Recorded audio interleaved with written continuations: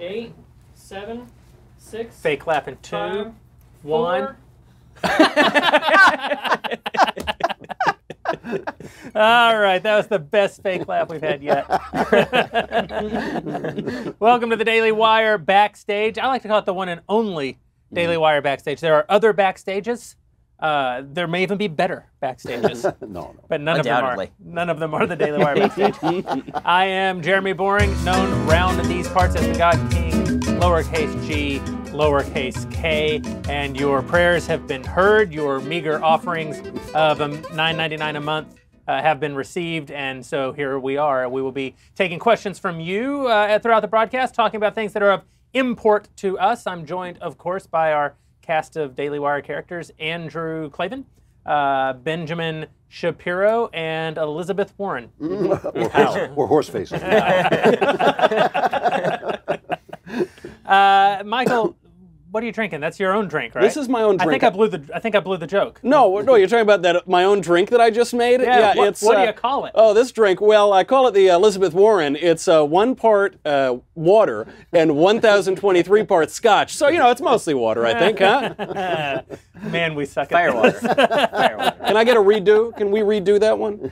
So far, we're off to a stellar start here. This is going to be our best one. I'm leaving. I got things to do. Here to class up the joint, we have Alicia Krause, who will be taking questions from those who give us their offerings.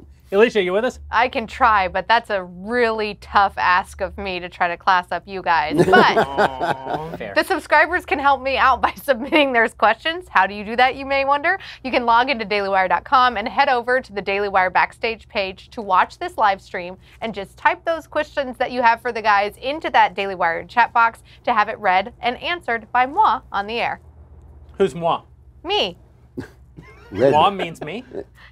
Doesn't it? I don't Speak know. American. Speak American. Man. Also, be sure to tune in on election night. That's on November 6th. And we'll be bringing you this exact same assortment of people. Riveting. And for some reason, we feel that the content will be superior to what you're going to hear tonight. You'll get our instant analysis of what it all means election night, and you might just be lucky enough to see Ben smoke a celebratory cigar if the Republicans keep both the House and the Senate. Emphasis on the might. Yeah, don't write checks my body can't cash. That's not a thing. Also, if you want to see us live and in person, and who wouldn't, you can come down to Politicon. I'm not sure even I want to see it. Politicon's going on here in Los Angeles this weekend. All the Daily Wire guys plus Alicia will be speaking over the weekend. If you're in town, be sure to go on by politicon.com, pick up some tickets. You can use the promo code DW, and you know what you get for it? Nothing. That's true. That's absolutely true. There is a promo code. They get no discount. But we get credit for having pointed you that way. And you know what we get? Also nothing. We're in the same It's also nothing. This is poorly conceived, but we would love to see you there. It's going to be a great panel, and we'll be taking questions from the audience, and I promise it will be the most peculiar panel at Politicon. If you aren't able to make it in town, if you're not here local, be sure to tune in. Our subscribers will get exclusive access to video from our panel on Monday, and then sometime after that we'll make it available to everyone else. But we like to prefer the people who give us their sweet money. Yeah, it's a funny thing about our business, which is that it's For profit. A business. Head on over to thedailywire.com, click subscribe. You can become a subscriber. You will have our appreciation. And that's all they put on the teleprompter. It's like so from nothing else the to next say. 88 minutes it's on. My favorite thing is after every episode when Jeremy approaches me and he says, I'm going to do so much better next time. And then 25 seconds in, we're lies like, like a well, dog, doesn't he? it was an idea. I mean, it's good to aspire to things. It is. It's good to have hope. I have Yeah, dreams. exactly. Exactly. Dreams. You can't make up the news cycle, and so anything like, what do you even talk about on this show? It's not for want of material. It's that there's, how do you filter it all out? But I feel that for the purposes of this show, which is not a topical news show, it's a conversation in which we try to make each other laugh or make each other think. Usually it's laughter. Yeah. I think that there's a fun intersection of two stories that happened this week that provide, I was going to say fertile ground, but I think happy hunting ground might be the better use of language. And that is the story of Horseface and the story of Pocahontas. Pocahontas. At the intersection of these two things, we have the greatest moment in the history of American politics. It is true. I have to say, and I know this doesn't fit well with the Daily Wire ethos, but ever since Kavanaugh was confirmed, I have been in a state of political bliss. I have just been, because at every moment in history, there's something to dread. Every moment. But there's not always so much great stuff to celebrate. Right. And so what I see in this intersection is I see this wonderful transformation with Elizabeth Warren, with Pocahontas, that identity politics is actually on the run. And it's actually on the run because Trump has driven the left so crazy that they don't know what to throw at him next. It's like, I'm an Indian, she's a black guy, I don't know, we'll throw anything. Here's a woman, take a woman, by God, we got to stop this man. So they've gone insane, and they look insane. And on the other hand, you have Donald Trump, who is, he does have a kind of genius that has now occurred to me in forcing the press to cover what he wants them to cover. So you sit there and you go like, how can we have a president who slept with a porn star and now is calling her horseface on Twitter? On the other hand, now How the press... can you not have a president? Yeah, exactly. Forward, I can't What even did we do? imagine. What did we do up to now without a president? I mean, imagine how great Lincoln could have been. It could have been if it had only done... But it does force the press. The press now has to say, he's called her that after he won a court case, and they wouldn't do it. They would bury that story. I'm angry because I've been calling. I'm always angry, but this one I'm actually angry about. I really was desperate to get the White House to write Elizabeth Warren a $967 check, 1/1024th of $1 million, because that is what her Native Americanism is worth, apparently, because she was willing to capitalize on it, but now she wanted him to give $1 million based on her being Native American, which she obviously is not. Again, it's not that I'm loath to credit President Trump with this stuff. I just wonder if the identity politics movement was ready to eat its own. And you're right, the President Trump he has a unique capacity, like iron filings to a magnet, to draw or to flies to the zapper, to draw the media to him. And so him just saying Pocahontas over and over and over made Elizabeth Warren mad, which is kind of an astonishing thing, because Elizabeth Warren's not stupid. I mean, I know Elizabeth Warren. She's a professor at the law school I attended called Harvard. And she... Wait, you went to Harvard? It's amazing, right? So she was, a pretty good professor, apparently. I actually did a mock class with her when I went and visited. And she was very famous for her use of Socratic methods in the classroom, and she was always very lively, and so she was pretty well liked around campus. She was very much to the left even at the time. The first time I met her, she ripped on Rush Limbaugh. We were at the top of the W Hotel in Westwood. How many name drops can we get in one? Yeah, and then Elvis walked in and served us cocktails. That's true. She was trying to recruit everybody who's at this dinner, and she walks up to me, and she knew that I'd written a book at that point, and so she walked up and said, "Oh, so you're a right winger?" And I said, "Yeah." And she said, "Well, do you're one of those Rush Limbaugh people." I said, "Have you ever listened to Rush Limbaugh?" And she said, "No." Of course not. Yeah. Right. And I said, "Well, then you don't know what you're talking about, do you?" And so, always making friends and influencing people. But so she was like that always, but she was not stupid. And this was just insanely stupid. That's the part that was bewildering about it, is it was only bewildering if you don't understand a point that Jeremy made online, right? Which is that she was counting on the media to cover for her no matter what she did. And they did. And they did. But And they did. I mean, they ran with the headline that she was actually Native American based on the idea that one relative 10 generations ago was Native American. Rachel Dolezal is undoubtedly significantly more black than genetically than Elizabeth Warren is Native American. That they ran with it, they defended her, and then they dropped it. And the reason they dropped it is because of us, because of all these little voices everywhere that keep pointing out this insanity. This is why I wish that the president had written the check for $900 some. Yes, you need the image. Because you need the image, and also because one of the reasons that the media was able to run with the story as a success, run with it as a victory for Elizabeth Warren, is because they know that people don't really understand numbers. And so the 1 in 1024th is obvious to people who understand math that that's a very, very tiny fraction. But by giving the check for $960 some, saying $900 is to 1 million what Elizabeth Warren is to Native American. My favorite tweet, next to yours because you're the God King, of course.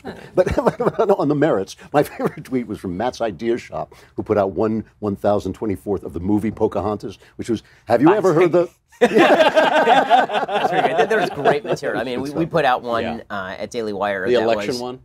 Well, the election one's fantastic. Elizabeth Warren won over 2020. By the way, that's a shirt. It's available right now if you go to the Daily Wire. I actually might have to buy it. I don't really buy our merch. I try to steal it from wardrobe. I'm going to have to buy that one. Yeah, that one's pretty solid. Also, I rarely ask for a specific meme, from our social media folks, but I ran in. I was late for the show, and everybody's trying to get me into the studio, and I literally ran down the hall the other way with them screaming at me, so I could go to the social media room and tell them that they needed to make a meme with the Lone Ranger as Trump, and Tonto as Elizabeth Warren, and Stormy Daniels as Silver.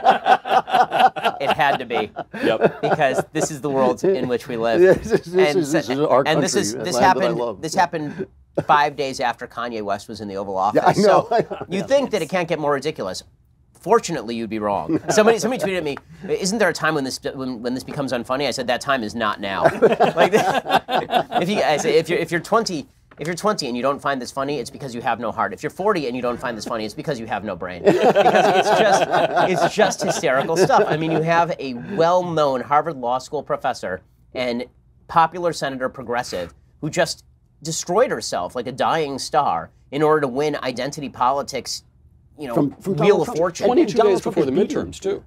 22. Right. Imagine While the Democrats are on the ropes going into that's right. right? The Democrats At are that ticked off, moment, too, one of the whitest women in American politics in history chose to identify herself as an aggrieved minority to win intersectionality points in an election that doesn't happen for 2 years. Right. And this is one of the things that I've realized that's going to make the primary so delightful with the Democrats over the next 24 months, is that they think already, every single one of them, Avenatti, Elizabeth Warren, Kamala Harris, they all think that they're already running against Donald Trump, but they actually still have to face one another. That is going to be. And so Elizabeth Warren can think, well, the media will cover for me with Republicans with this outlandish claim. But Ben, you're the one who pointed out, yeah, but the other people who want to be nominated won't. Right, Kamala Harris will get on stage with her, and she will say, "How dare you? How dare you seize upon minority status in order?" Exactly. Cry tears of rage. I'll be honest. At this point, I'm totally rooting for entertainment value, so I desperately want Michael Avenatti to actually be the nominee. Yep. Did you see that video of him talking about Stormy Daniels? Okay, if you want to know what the video is about, you gotta wait.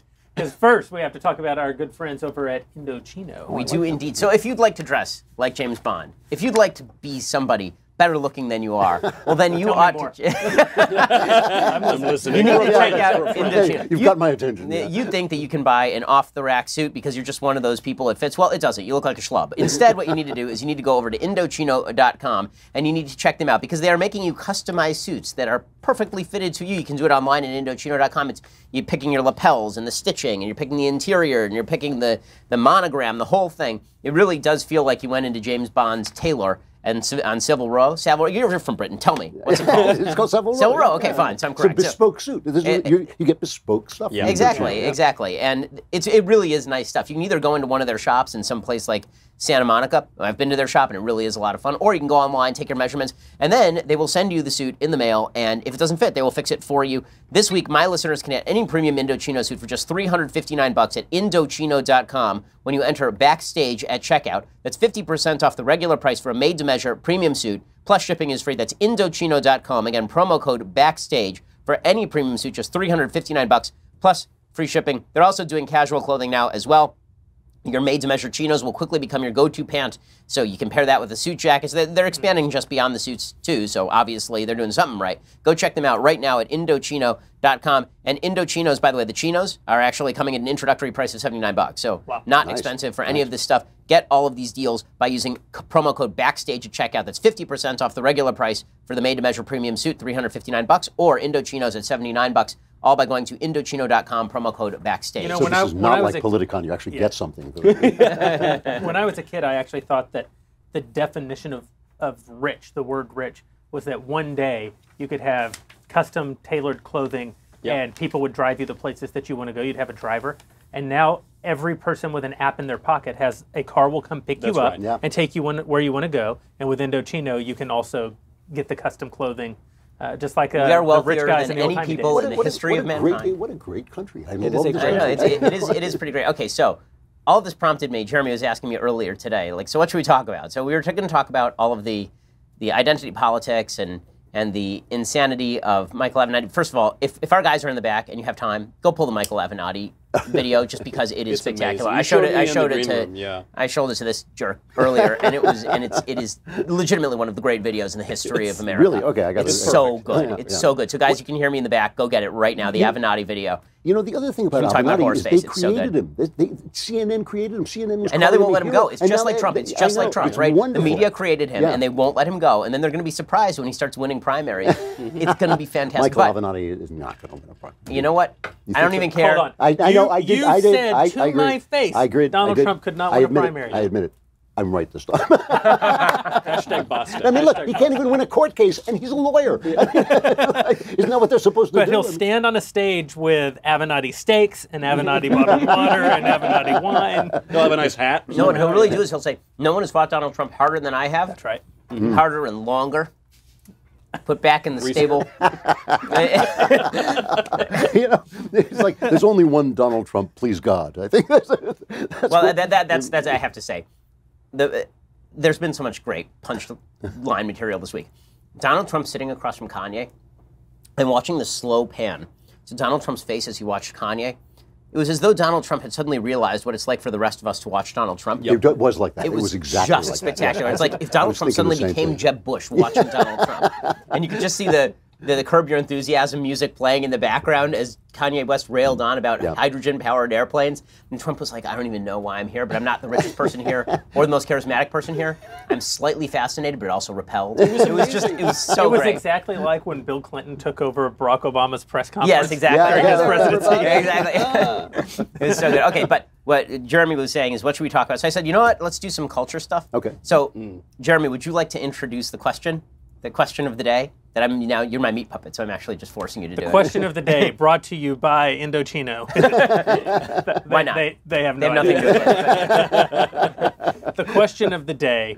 Because we have Horseface, We have Horseface. and we have Elizabeth Warren, Native Pocahontas. American. Yeah. Hiawatha. Right. And so the obvious question is, what's your favorite Western? Ah, good point. That's really Maybe good. this may be my favorite Western. You know, now I love Westerns. I love all Westerns. I mean, if it were a Western, it would have to be called, right, Tiny and the Horseface. that was what I called my column this morning. It's just tiny and Horseface sitting in a tree. A romance, yeah.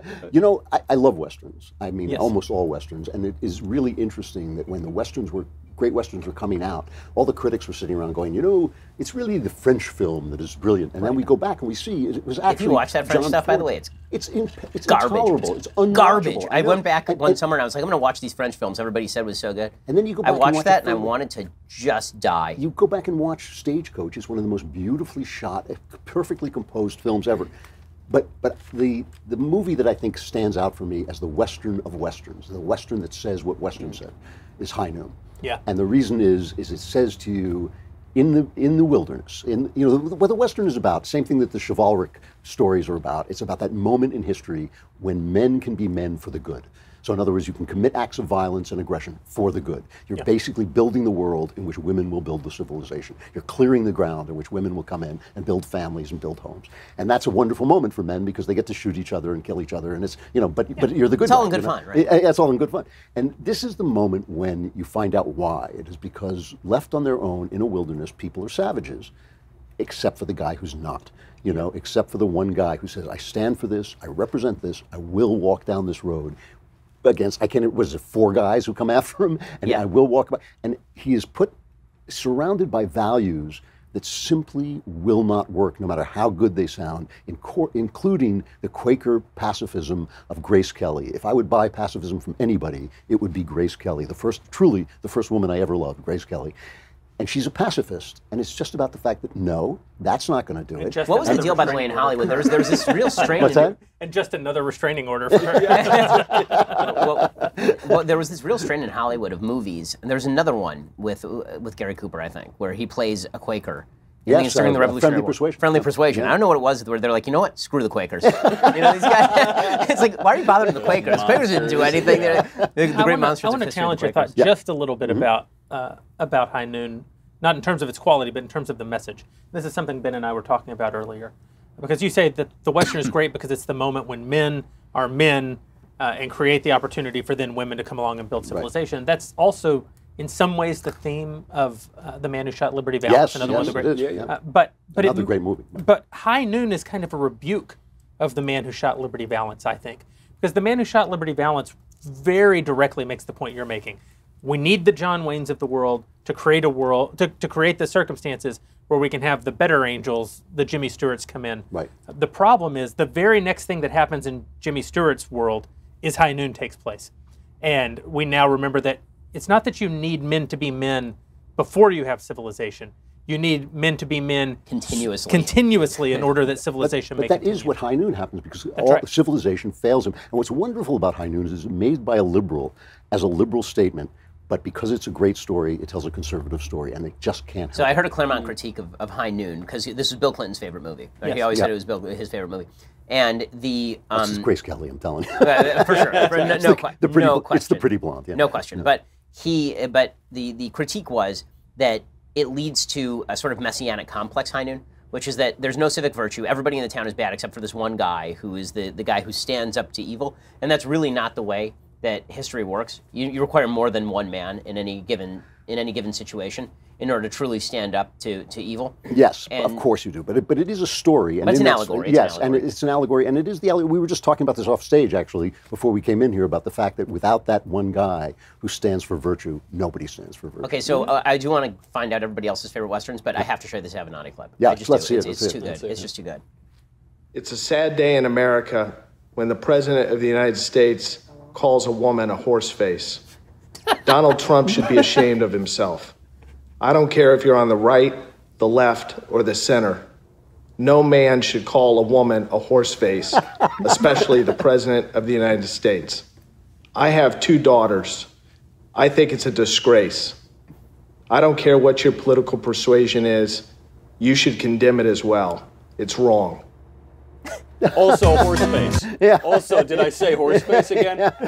How does he not know how funny that is? There's How does a he rare not man know? who can make an impromptu statement sound like reading from a teleprompter. He sounded like he was a hostage in Pakistan. That has to the be eyebrows are moving that on. had to be- Please free me. That had to be his 5th take on that, right? Like his internal monologue is going, "Don't laugh when you say horseface. Don't laugh." And it's like, "Damn it, I laughed." Okay, take number 2.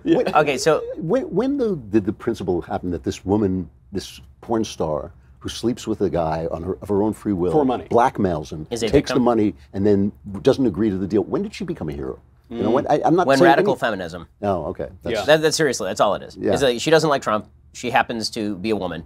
That's all. Do you think it's a pun? I instantly thought it was a pun. Like they said that. No, it Horseface, isn't a pun. horseface. No, He's very stop good at these attributing nicknames. genius where...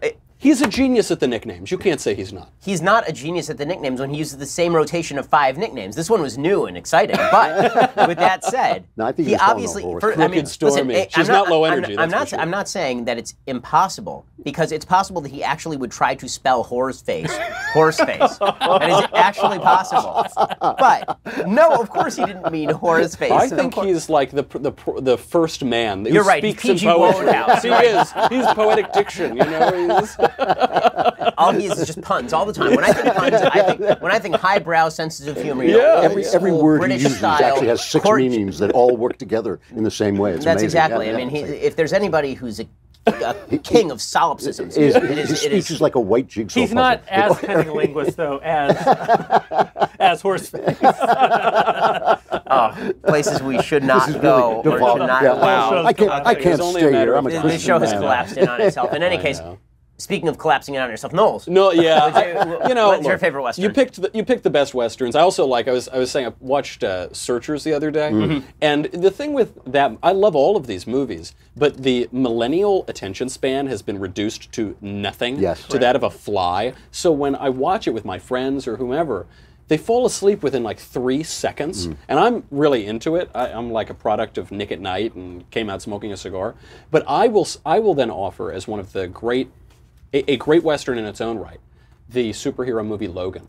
Because it translates the Western into a living form, and it made that form, which is terrible, much better. It's true. It's also a massive cop-out. It's a massive cop-out. Well, no, the real answer is there has to be a man High wearing a Noon. cowboy hat, like realistically. I mean, it has No, to. but it is saying No, that of this course, is the modern carrying Western, on but Shane. modern and, Western. Come on, okay, but I do like that it's a living form, though. You know, it Yeah. takes this form that I love so much, and it translates it into a way that even millennials with zero attention okay, span. but by that stance, Taken is basically a Western. Yeah, yeah. No, that's not true. He's actually making the statement. The filmmaker is actually making the statement because it is all about Shane and about translating Shane into the modern world. Logan is a gunfighter. And it's saying that Shane is famously a Christ story, and it's saying this is the way we translate this story down the ages, and now we're doing it again. I wish they weren't doing it in those stupid costumes Shane's a and Christ flying story? around. Yeah. Shane is a Christ We're story. going to sail right past that, or Shane is a Christ story. He descends into the valley, he saves the valley, and off he goes, and he dies, and he. It wasn't just about a cowboy? No, come back, Shane. No, sorry. The New Testament's about a cowboy. I'm talking about the book, by the way. Oh, okay, fine. Because Alan Ladd. Which, by the way, you recommended the book to me, and it's terrific. The book is one of the great American novels. It really is like 70 pages long. It's so good. It's so good. It really is. It really is terrific. What I love about Shane, though, is that Alan Ladd is really short. Right. And there's one scene where he jumps off his horse and disappears.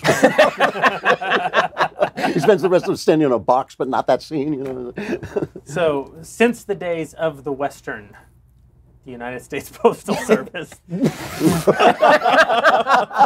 not gonna. Okay, yeah, that's Stamps.com. This is Wells Fargo. No. Okay, so stamps.com. Because there aren't stagecoaches anymore. There is no Pony Express. What do you have? Well, what we do have is the capacity to get all of the great services of the post office directly from your desk. All you have to do is log on to stamps.com. You love the post office. Everybody loves the post office, but you don't necessarily love getting in your car to go to the post office. And that's why you should be sitting at your desk. You can even weigh the packages right before you, and then you can determine the proper postage for them. All you have to do is just click, print, mail, and you're done. And it's all available 24 hours a day, 7 days a week. So it's not like you have to wait until the next morning to figure out what the postage is on your package. You put it in the outgoing mail, and it's ready to go. Takes time off your table, money off the table. You really don't have to worry as much about all of this. We use it at Daily Wire offices all the time, stamps.com. I've used it personally as well. You're going to want to go check it out. There's a 4-week trial available right now at stamps.com. When you use promo code Shapiro, it includes postage and a digital scale.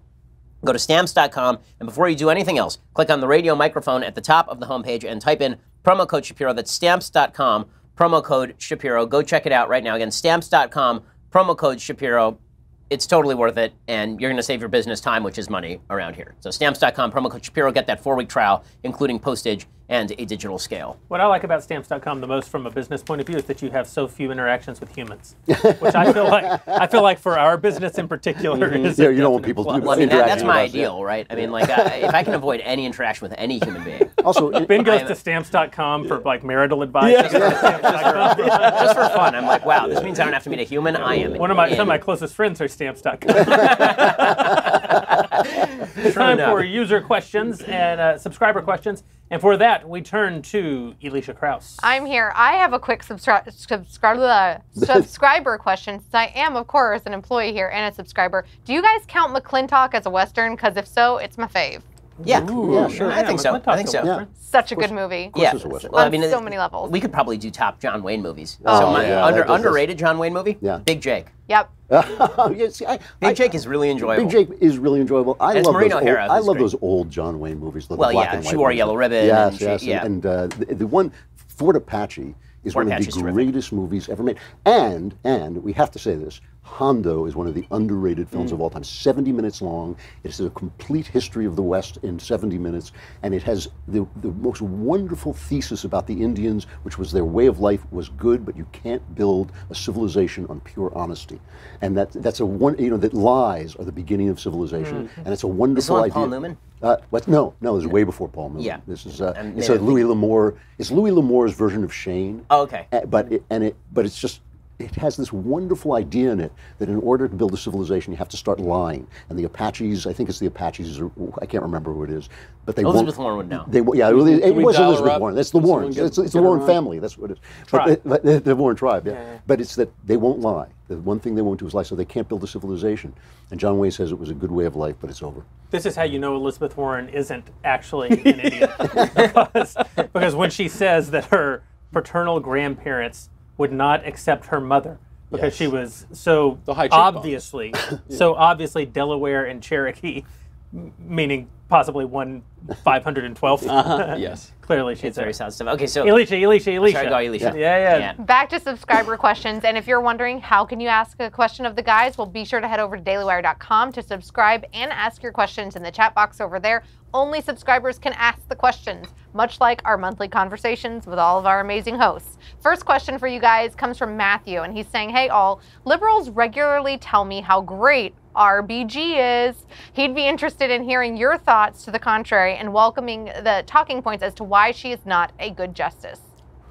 Okay. I think we should let Knowles answer this. I suffered through that whole movie. Did you guys see Did this? you really? I watched it because of this sadist. Man. I watched that whole thing. You died for our sins. I know. That is really bad stuff. I don't know. Yeah, like RBG, falling asleep at the SCOTUS. That was me watching this thing.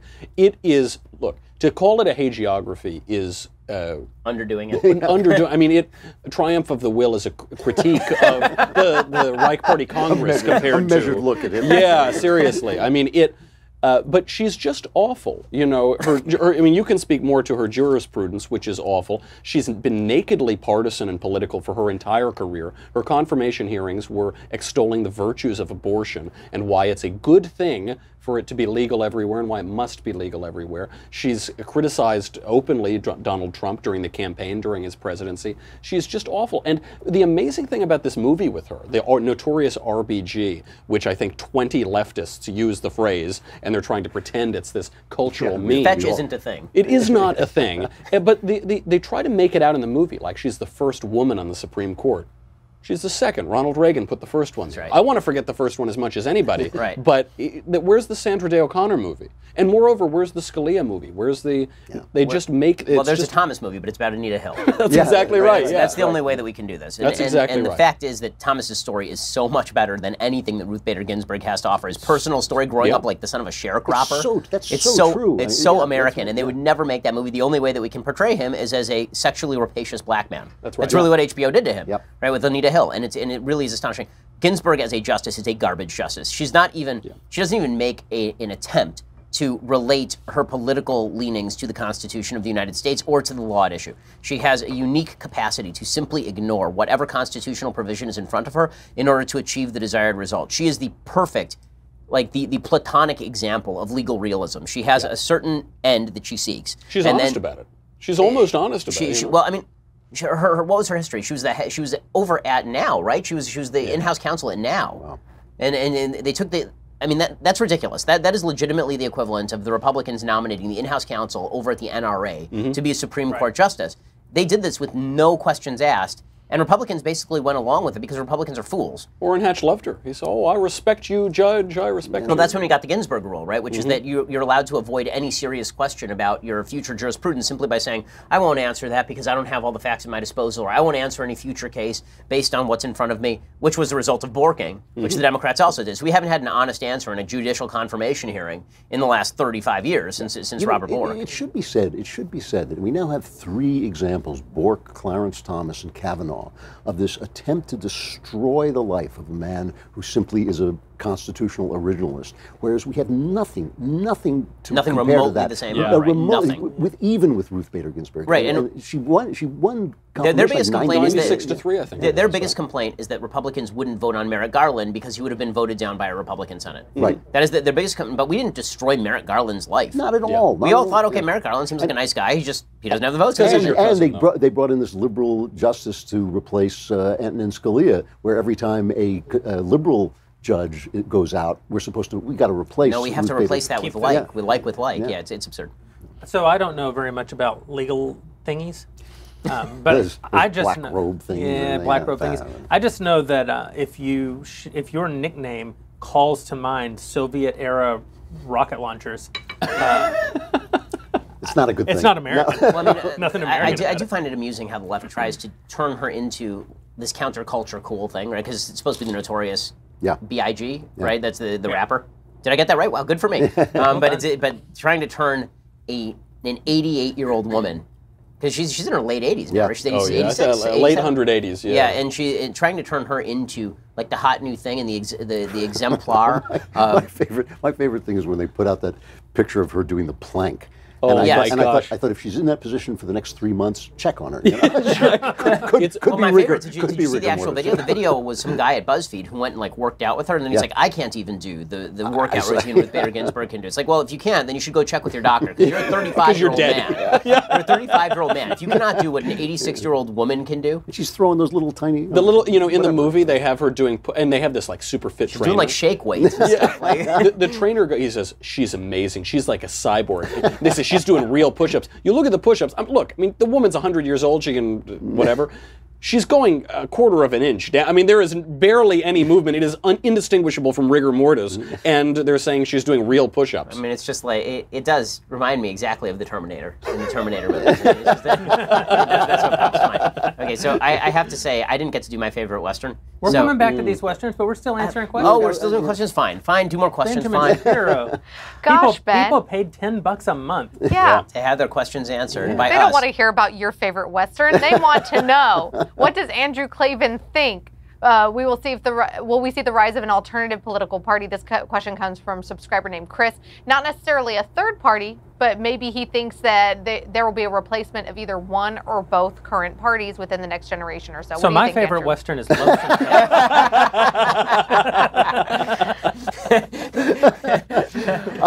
You know, I think that the Democrat Party is in genuine trouble.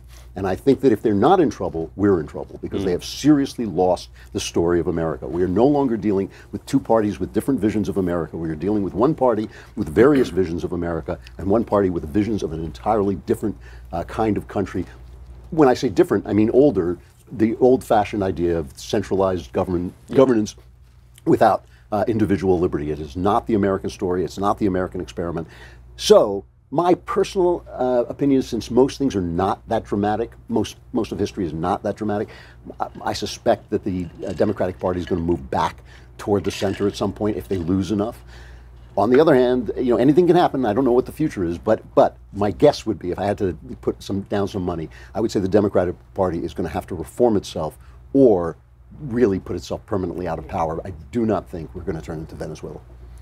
Yeah, I disagree. I mean, I don't think there's going to be. I don't think there'll be any third parties, but I think that we've already watched a certain level of capture of the Republican Party, first by the Tea Party and then by Trump. And I think you've watched an internal capture of the Democratic Party by the intersectional identity politics wing of the Democratic Party, and that will continue happening because whoever is the most extreme, loudest voice in the room has certain advantages. Right? There's this. Nicholas Nassim Taleb has this theory. I think it's called reorientation, but basically the idea is that it's not that hard to get a large group of people to assume an extreme viewpoint. All you have to do is start with one person who's very loud. So if you have a member of your family who's a vegetarian, and there are 4 members of your family, and your wife's cooking dinner because it's a traditional family, and she decides that night, what dinner am I going to cook? Is she going to cook 2 dinners? Is she going to cook meat for everybody else and vegetarian for the daughter, or is she just going to cook vegetarian for everybody? She cooks vegetarian for everybody just to avoid the blowback and the extra work.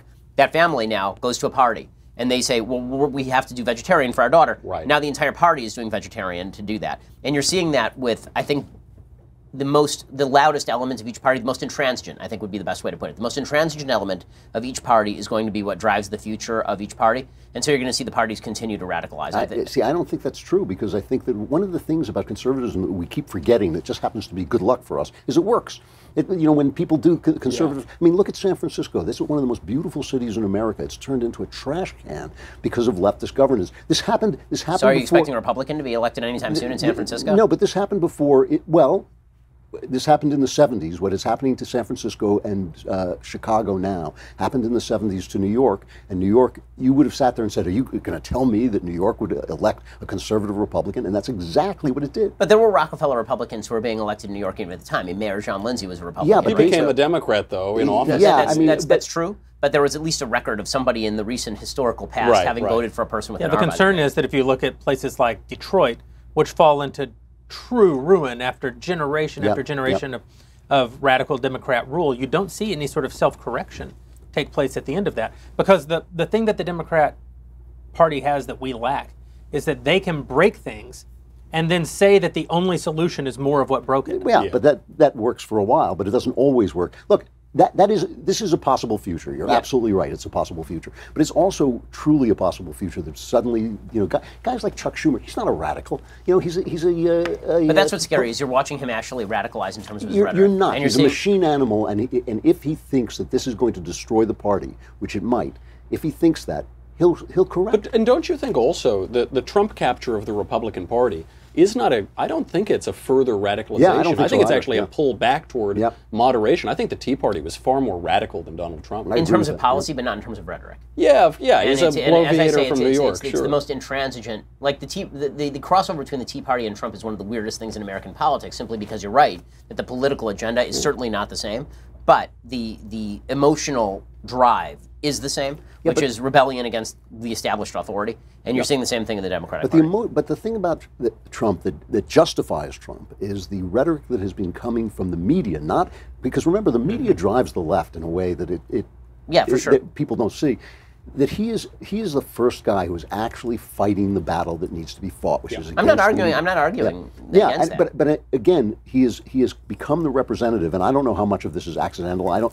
Here's a place where I would agree with you that I don't think it's Trump's genius that's driving him. I think Trump has been cornered into good governance in some ways. But he has been cornered. He gets credit for it. Doesn't matter. He has been cornered into good governance, and the people who will follow him anywhere are following him into good governance, which is actually a wonderful thing. I mean, I know that I'm blissed out since Kavanaugh, but this is really a wonderful moment. Weirdly, I've been blissed out since Gorsuch. I don't know. Yeah, but this is different because the effort that went into they did not do to Gorsuch what they did, and the fact. I'm blissed out for now too. Yeah. But we're 3 weeks from an election. Exactly. So I know. We'll be back here to discuss. But let's not lose the 3 weeks. Well, I agree that this is much different than Gorsuch because Gorsuch was evidence that Trump could do things better than we might have feared that he would do. What makes Kavanaugh so much more encouraging, I actually think it may be a worse pick from Trump. It might be. That's right. But it's a better action from the concerted right. That's what exactly what I'm talking about. It took the Senate. It took bravery across the board. It took Lindsey Graham 2.0. When you say Lindsey Graham is a hero, you go like, wait, I'm sorry, what? Yeah, exactly. Lindsey Graham 2.0. It's the best thing that ever happened. It's the best. It had to do with McCain dying. It had to have. Yeah, because Lindsey Graham actually is Jimmy Stewart from The Man Who Shot Liberty Valance.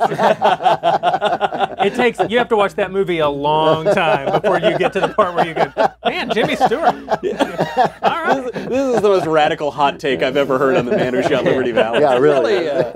Lindsey Graham. Bravo Company Manufacturing. Second Amendment's important to all of us. That you can't have a Western without the Second Amendment, man. Well, when the founders crafted the Constitution, the first thing they did was make sacred our right to bear arms. And you know how strongly we all believe in the right to bear arms. I'm a gun owner. Who else in the room is a gun owner? Hands up. He's bearing arms as we speak.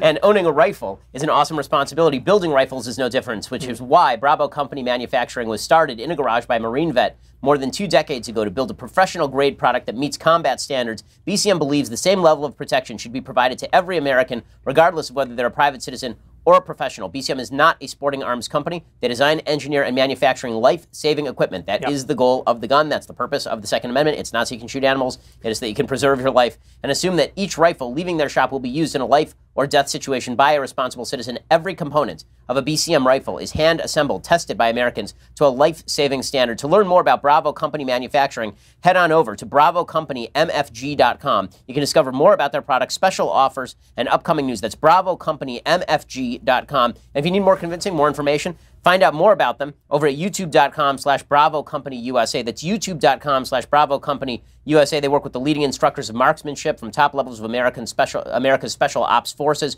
from Marine Corps Force Reconnaissance to U.S. Army Special Ops Forces, who can teach the skills necessary to defend yourself, your family. They're just great. You're going to want to go check them out. They're people you want to be associated with. BravoCompanyMFG.com. Go check it out right now. One of the things I love about Bravo Company and some of our other sponsors who we get to do ads for sometimes, like Black Rifle Coffee or some of these guys, these veteran-founded businesses that's awesome. are one of the great things that's happened, I think, in the last 20 years. I mean, it's not like veterans haven't been starting companies in America all along, but I think we have this fresh wave of it going on right now, and they make great products too. Make that's the most. Well, because they depend on products like professional. Yes, exactly. They actually have things to sell have to work. Consequences to failure. But you know, this is one of the things in the arts. One of the things that you see is arts die when they become super intellectual, or when they're dying, they become super intellectual. And the interesting thing in America is because of all the great technology and because of the individual innovation, the arts are always kind of slipping into something else. It's like, oh, you want to put up stupid paintings on your wall? We'll invent video games and we'll do art that you've never seen before that you can walk right into. And that's happening with these internet businesses too. I mean, these guys,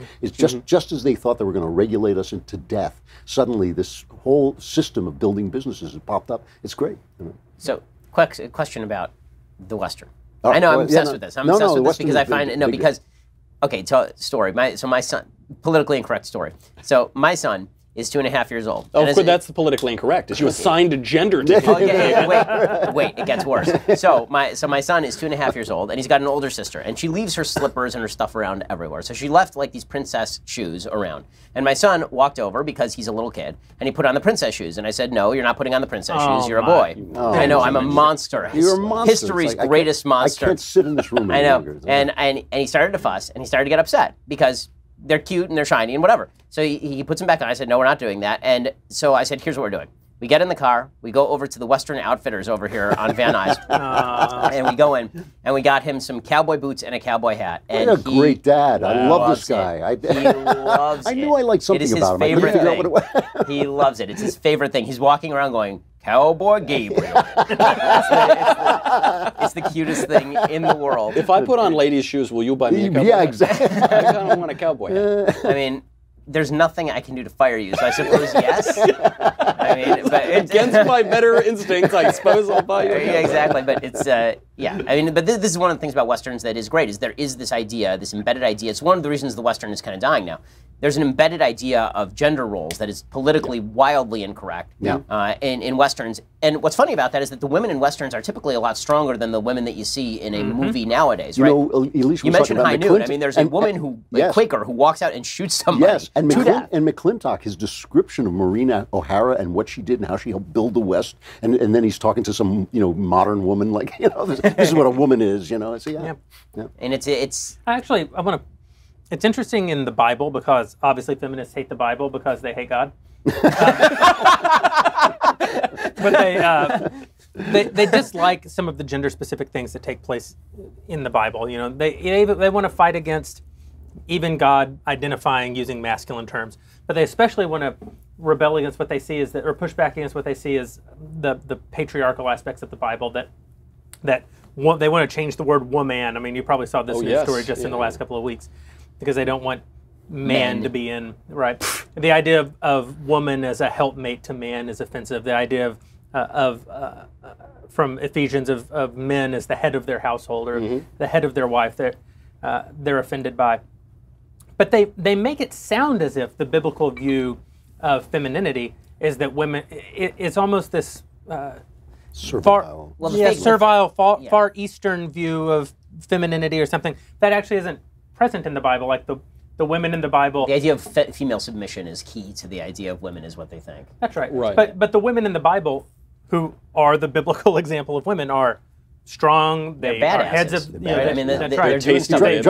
You drive a tent pole through a man's forehead, you're okay with me. Well, I mean, Sarah, God literally says to Abraham, "Go listen to your wife now." Yes. Right. And Sarah's oversees a vast household. She actually has a job. Her job isn't be barefoot and pregnant. Right. Moses' wife has to circumcise their child when Moses forgets to do it. I mean, the actual imagery of the rib is important because it's not that she was plucked from the foot of Adam. She can't trod on her. It's not that she's plucked from the head. She's plucked from the rib, right from the side. There is a spiritual equality that is evoked by that image. You see this in Westerns too. To your point, that the women in Westerns are strong characters. They are not men. That's right. But they are not servile, third-class, taken for granted citizens either. They're typically work with their hands. They typically oversee the activities of these ranches or the activities. They don't suffer fools They're lightly. often more realistic. They're much more realistic. This is the one point that I will grant to feminism, which I just hate feminism. I think it is a destructive, bad philosophy, and I don't think it was needed. When we say I think we should clarify just for those who are listening. I think all of us in the room, when we talk about hating feminism, what we are talking about is second and third wave feminism. Well, not women voting or having jobs. No, because I think that is part of classical liberalism. Right, that exactly. is the extension of classical liberalism. But I feel the necessity for Media Matters to make this all point. right. I'm a big anti-first wave feminist mostly. Second wave was fine, but. But the thing I will grant them is the Industrial Revolution did take away the housewife's economic power because it took what used to be home industries and put them in the factories. And I think we're correcting for that. By first of all, the internet is correcting for that. Is amazing. It's always technology that fixes technology, right? But I think that there is that there is that element of truth in what they're saying, which has nothing to do with men except for men inventing stuff, you know? I mean, every freedom that women have, every extension that through technology, it's because of the invention of a guy sitting around going, you know, here's a good idea, you know, birth control, whatever. You know, I mean, these are things that have granted women a new world, which I think we're all in favor of. I mean, we want women, the whole thing about the West is that women have always been part of the West. The best invention in the history of women was marriage. It is the single best invention in the history of women, and it's the first thing that the feminists tried to murder. Well, because they're idiots. No, really. I mean, and they've made women unhappy. I mean, there's a really fascinating longitudinal study about female happiness from 1972 to present, and what it shows is that in the era of abortion and radical feminism and women's rights and rah, Me Too, that female happiness has gone down markedly across Western civilization. This is why when we say that gender roles are politically incorrect, I always worry about that because I don't think women think that. One of the reasons the left always throws women under the bus first. Have you noticed this? They will throw women under the bus before they throw any. It's because women actually don't want what the left is selling. If they sit and think about it, what they don't want is to be told that they're second rate, that they're second class, that they're not full citizens, they're not full participants in the Western project. Well, I mean, listen, in that story about my son, I should amend. My wife saw my son putting on these shoes, and she came to me and she said, "I don't want him putting on these shoes. Right. Let's go do something about this." How's he going to get back to Kansas? Yeah, exactly. But again, we live in a society where that is considered wildly sexist and terrible. Maybe I'm denying him his reality. And it turns out I get him boots and he loves the boots. Of course. Of course, because he's a child. And because I make decisions for my child, because I'm not a child. And they send babies into rooms and the boys play with trucks and the girls play with dolls. I mean, it's not That's true in rhesus monkeys, by the way. They've done studies. Rhesus monkeys, gender. By toy. Yeah. Like it's just, this whole thing is absurd. And it's absurd. That's the problem. We always focus on the female gender roles and how this affects women's happiness. Same is true of men. I mean, the same is exactly true. They don't focus on that because it's not politically expedient. But when men are doing things that men naturally want to do, they are better at it, they are happier, and when they try to do more nurturing things, unfortunately, maybe I'm speaking for myself, we're not as good at it. So I have a question. What do you guys think? Because I think that I love the movie, but I think it's actually quite a damaging movie. What do you think of Unforgiven? I like Unforgiven. Because I love it. I mean, it's a great movie. Yeah. But the good guy in that movie is Gene Hackman. There's an easy read of that movie where Gene Hackman's the good guy. Yeah. Really. But he's the guy who's trying to keep order in the town.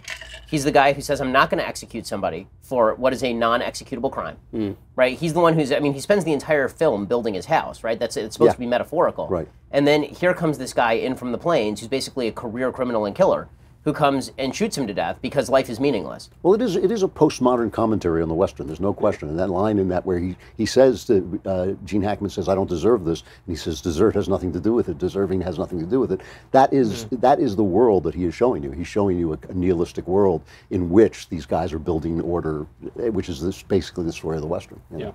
But it's the counter story of the Western. It's the counter story of the Western. Because the real truth of what America was. This is why I love Western so much, and I think this is why conservatives love Western so much. It's not just because we like guns and hats and all the fancy tricks and all that. Although all this stuff is fantastic. I mean, I was going to say... It's not just slough off the guns and hats, man. No, if you like guns and you like gunfights, Tombstone is the best Western. But Tombstone is just great. You haven't told us your favorite Western. You keep getting interrupted. If I had one to take to a desert island, I would probably have to take Tombstone just because it's so rewatchable. It's so there's no point where you can you could turn into that movie at virtually any point and you will spend the next half an hour. It's a black hole watching that movie, no question. It is spectacular, and Val Kilmer is just great, and every line is quotable. and that scene where Kurt Russell makes it smacks around Billy Bob Thornton, Billy Bob Thornton before he got skinny. And he says, "What, you just stand there and bleed?" We shouldn't look over the spaghetti westerns. I mean, Clint Eastwood is the last great movie star. I don't know. I think those are good westerns. Yeah. And and Deadwood was at its greatest moments. It was great. The first season of Deadwood is quite good, and then for me, the first 5 episodes are good, and then once they kill. Spoiler alert from 15 years ago. Here we go. But once, have to edit this out. Once they kill Wild Bill, gets killed. It totally falls apart for me once they kill Wild Bill. To me, it's a hit and miss show. But like every 4th episode is one of the best TV episodes ever. But it is like the guy when I read that book, Difficult Men, about the people who created this thing. And he was this kind of wild man, the guy who created it. And he would show up on set and he would have a great idea and then he'd disappear and have a bad idea. And the show plays like that. And every now and again, you'll be sitting there and go like, "Oh, it's a show of moments." There are times when there are moments. It's also a show of characters. It has some of the best acting in almost every role. Like guys who will come on and do 3 episodes, and you can't believe the performance that they give. But I think that the reason the Western cannot survive in this environment, at least not the way that it was traditionally made, is because the Western requires strong men and strong women, and we can't. And this is really the thing. It's not that the Western requires weak women and strong men. It requires strong women and strong men. Yep. And you cannot have strong men in movies anymore. The only strong, this is what, Drew, you've been asking for a while, why are people into superhero movies? The only strong men who are allowed are aliens or people who are actually strong because they have superpowers. Yeah, right. But like just a traditional strong male character will be destroyed by the critics for virtually any reason. When's the last time you saw a movie with a traditional strong male who's not an anti-hero, who's just a strong male doing something? The Bradley Cooper movie, the war movie. American Sniper. American Sniper. Right, and what did the critics do to it? They mashed it, right? The critics decided that this thing was terrible and patriarchal. Yeah. Patriotic, I think, was the thing I hated about it. But all of that goes together, right? But there is something. Well, there is something else about the Western that I think is a non-malign reason for its kind of fading from the scene, which is that at some point in the history of my life, right, at some point the focus of art, especially popular art, turned from the past to the future. It used to be that all heroes were fighting the Nazis in Westerns. It was America's past. This is where we came from. But there is this moment that happens, especially with computers, where everything is modernizing so fast that really people are thinking about what happens next. In the 70s, right? I mean, it was right around like the end of the spaghetti Western. That's kind really is but true. I think it's different. I think what I don't think that we're fighting the future. future. Even future movies are about fighting the present. I think that the reality of it is that the Western exists in a world where classical virtues, masculine virtues, still deserve to be defended and championed. And because, and I think we can all take a little bit of, our tribes are complicit the Cherokee, in this. The Eastern Cherokee. Is that religious people, in particular Christians in this country over the last, 25 to 50 years, started this view of sin as masculine behaviors. It's Christians did. Okay. And they actually led us down a bad path as a society. They started to say, being a good Christian is being quiet in church, not fidgeting with the flyer, not staring at your shoes. Women became, in public schools, women disproportionately are teachers over men, and they started taking this view of male behavior as needing to be disciplined or even medicated out of existence. And it's not that masculinity became worse. Masculinity, if anything, probably became better with time. But it's just that women became the standard the standard setters for what they're going to accept. And they didn't want to accept, in either a religious setting or in a public setting, masculine behaviors. There's that story, you all covered it. The story of the woman, the 70-year-old professor who told her husband that she screamed at him. I hate you. I want you to die. That was an amazing story. But the more interesting part of that story to me is something that she says, that wasn't in a raised voice. And she said, not in the entire history of the feminist movement have men self-selected into a group to defeat the teasing and the bullying behaviors of men. And I thought, right, because I don't agree with you that they're bad. Right. I don't agree. And other people have made good points like, yes, we do, it's called fathers. Yes, we do, it's called husbands. But there's an even bigger point, which I don't agree that teasing... That's how men talk to each other. That's how men talk to each other. Yeah. I don't agree that every form of bullying is equal. I don't agree that men toughen each other up. Yeah. And I don't agree that is in every instance a negative. But because it isn't feminine, it's not a value held by women, and because the church ceded its responsibility, and then parents ceded their responsibility to the state, and these female virtues became the only virtues, now she actually can't believe that men aren't trying to destroy men. I think there is something, though, about this, and this goes back to the Western. As civilization advances, it does become more feminine. And there was a famous line, I don't remember who said it, about England as it was rising to its peak after the Napoleonic War. Somebody said England is heaven, paradise for women, purgatory for men, and hell on the horses. And I think that there's something about that statement that is generally true of great civilizations, that they do become restrictive for men because you do not go out anymore. You do call the police at some point. No, but this you don't go out into but the Victorian society was still. Victorian society was still masculine. Yeah, absolutely. You need to translate masculinity into a civilized form at that point. But I will say that I think that what you're saying has a lot of merit in the sense that great civilizations, once they reach their peak, are about protection of the civilization, not about venturing forth and doing new things. And what the Western really is at root, even beyond the male and female stuff, is about the idea that you have people who are leaving behind safety and security and venturing into places that they've never been before, where there's a pretty high likelihood of sickness and or death. And they're doing it specifically to better themselves and their family. And that is a uniquely American thing. It's why the Western is uniquely American art form, and it's also why I'm not sure that, I actually don't buy we now focus in the movies on the future as much. I think that, because Star Trek is a Western. The original Star Trek is a Western, right? It's the old James Star Kirk. Trek. Yeah, and that's what I mean. I mean, the original Star Trek is James Kirk being a cowboy, going out to venturing forth and discovering new and undiscovered territories, right? And impregnating the locals. That was it. That was what Star Trek was. It was a Western, and then Next Generation, which is not a Western. It's not a Western because now it's about policing of the universe. And it's all about, well, we have this principle. We can't get involved with anything that's happening in the world. And this is why when George W. Bush was trying to do what he was doing in Iraq, he was a cowboy. And the cowboy became an epithet as opposed to a compliment. They did the same thing with Ronald Reagan. Cowboys were bad because cowboys were people who ventured forth across the horizon in search of new things to conquer. And I think we've lost the cowboy mentality. We were talking about this in terms of economics and work because one of the great debates right now is sort of what do you do about the fact that the economy is bifurcating in terms of sort of more intellectually driven jobs and less intellectually driven jobs, and maybe technology is killing some of the lower earning jobs.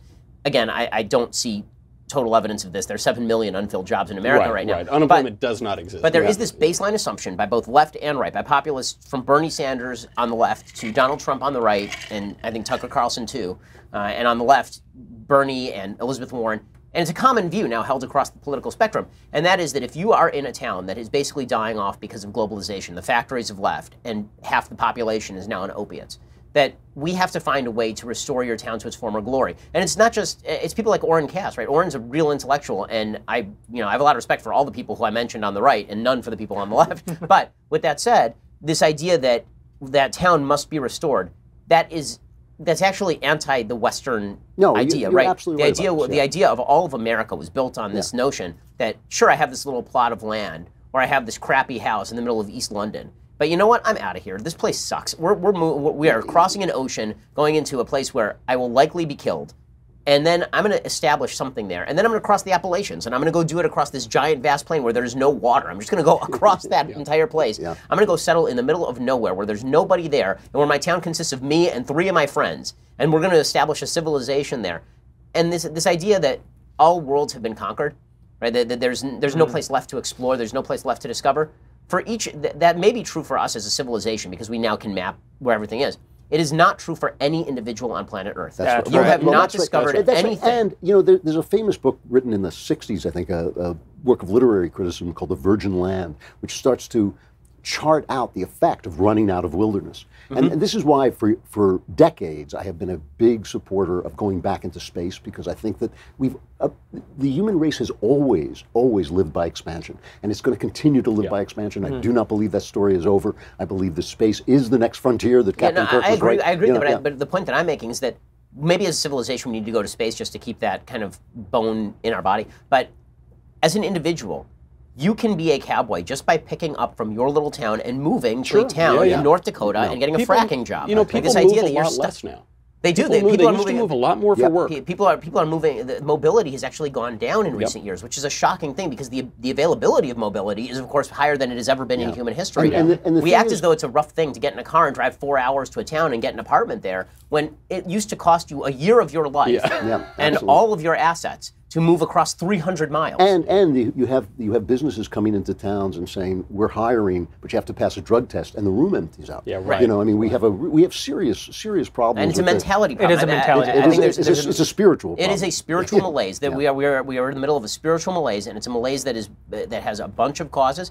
But if you think that it's going to be cured by politics or by handing somebody a job, it is not going to be cured by any of that stuff. It's not going to be cured by tariffs or anything. I watched a new show last night, and I don't actually know what network's carrying it because I watched it on iTunes, but it might be someone like Discovery, and it's called Mars. And the show is 50% pretty decently acted, very well produced fiction about the first human mission to Mars in 2033. The other half of the show is documentary taking place right now tracking Elon Musk trying to reland reusable rockets. It's a really peculiar approach to a show. I've never seen anyone quite do it. But one of my concerns about looking to space as the next frontier for conservatism, because conservatism always lives at the frontier, it's easy to think that maybe those values extend into space. But I think we miss the reality of how hostile the environment of space is. So a lot of our space requires government in a way that the real world doesn't. A lot of the things that the left tries to convince you need here, and we know you don't, you actually do need up there, and conservatives are pretending that you don't. So for example, can you have a Second Amendment on a lunar base? Well, of course not. You can't even have a barbecue grill on a lunar base, because if you start a small fire, you kill all life on the moon, like on the totality of the moon. A small grease fire wipes all of it out, because you can't so much as open a window. You can't so much as open a door. You live completely at the mercy of what's been constructed. So I wonder, do our values actually make it to the new frontier? I think they will. Frontier. First of all, we cannot imagine what's going to happen next. This is, I was talking to a nanotechnologist just the other day, and when I got out of college, Ellen out of town. Yeah, it was. Hey, it's Drew again. Drew, come on, man, it's 3 a.m. When I got out of college, which we're talking about 1722, right? I got out of college. I had two science fiction ideas. One was they would inject machines into us that would heal diseases. This guy says that's what they're doing now. That is what they're experimenting with now. The other science fiction idea I had was a way of tricking planets into thinking they had more gravity than they do, so that you could terraform them. I don't think the world is going to look like domes on Mars. I don't think it's going to look like machinery, like battery-operated air domes. I think that we're going to actually terraform planets. I think amazing stuff is going to happen. I think Did you see The Expanse? I started. It's really good. That's sort of the premise of it. And I think that these values are values. The thing about conservatism, if you can turn Mars into Earth, then it's a great place. It's a very conservative way to do it. Conservatism is adventurous. It's by nature adventurous, and leftism is by nature actually conservative. I know. It tries to conserve and redistribute what is. Yeah. And in America, conservatism is about adventure and searching for. And there's a great adventure for how we're going to terraform Mars, which is that we're going to go to those poles, where all that underground ice. Yes. And we're going to nuke it like 1,000 nuclear bombs. That is as conservative as it gets, and then you don't need the domes. It's actually true. I've read this. That's actually how you do it. Yeah. But I do fear that in our attempts to make life more comfortable for a lot of folks, we are actually sucking the spirit out of young people. There was a great op-ed by Phil Graham and whoever writes his op-eds with him. I can't remember the other guy's name, about how redistribution had done wonderful things to cure actual poverty in America. And at the same time it had done that, it had created a dependence culture. And I think that is a wonderful puzzle that conservatives are going to have to solve, because people will always go with the easy thing. I mean, this is as you and I have always talked about, this is the message of Exodus, basically. It's like God comes and takes the people out of slavery, and they're in the desert for 2 minutes, and they're like, why did you take us out of slavery? We had food in there. People don't want to be free. They want to eat. They want to have stuff. Right. And so this is what we are going to have to solve, and I do believe that it gets solved by adventure. But I think that the other way that it gets solved, honestly, is by two of my favorite things, guilt and shame. And the reason I say that is because one of the things that we've done is it's not just that we've made life easier and given people access to resources they wouldn't otherwise have. We've made people feel that they are entitled to these resources that they would not otherwise have. We were talking about this earlier with regard to the movie Cinderella Man, where there's a boxer who, before he's champion, he's living in absolute poverty, and he's on the welfare dole. And when he becomes champion, he walks back in with a wad of cash, and he walks back into the welfare office, and he plops it back on the table. He says, okay, well, I'm paying you back now. They say, you don't have to, sir. And he says, well, I do. Yeah. Right?